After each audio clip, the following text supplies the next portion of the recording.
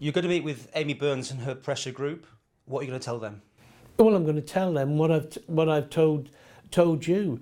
I'm very happy to talk to. I'm very upset that the misinformation, the way things have gone. The problem that you've got to realise, as part of this government of national unity, there are difficulties. The Chief Minister has his problems as far as that's concerned. Chief Minister didn't even know that Dudley Butt had resigned until he heard it in the media this morning. That's quite strange, don't you think, as well? Well, I think it was a surprise for some people as far as that's concerned. But you knew before he got up in Tynwald yesterday, didn't you? He contacted you and wrote to you to resign. I think you'll find that the situation is that more people knew about it than was let on. But the fact is, I've got to get on with running a department.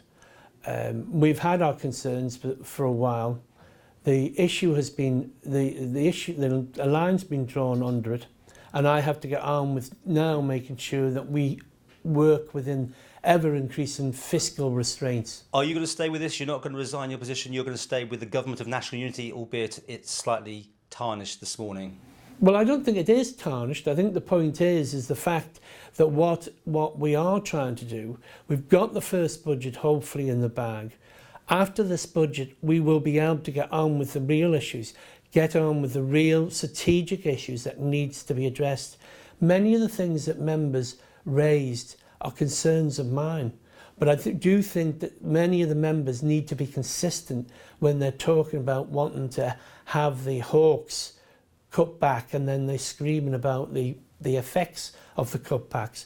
What we have to do as a government of national unity is get on with trying to bring about the environment change so that we can actually work through these most pressing and difficult times. And let's be perfectly honest about it. The Chief Minister has said this.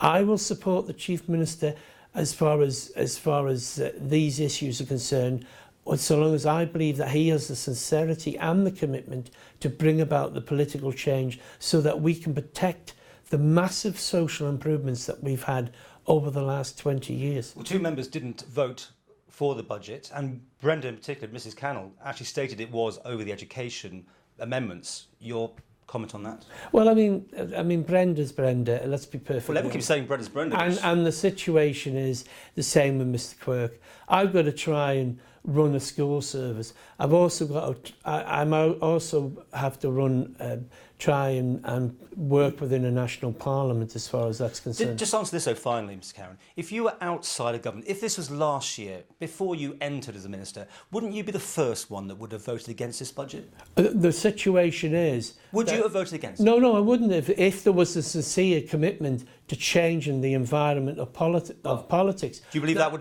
be the case? I believe that the Chief Minister has been put in an awful position, because to be perfectly honest with you, when we originally agreed to come into it, I saw the difficulties he had as far as getting his team together. And I think it's important that if there's a sincere commitment to recognise that we are in the most unprecedented financial times, where the fact is that most of the chickens that are coming home to roost have been issues that I've been raising for nearly a decade. And when we hear in a debate like we did here in the debate, where time and time again issues were raised by other members, that this member was often ridiculed and misrepresented over, the time for a united government is here.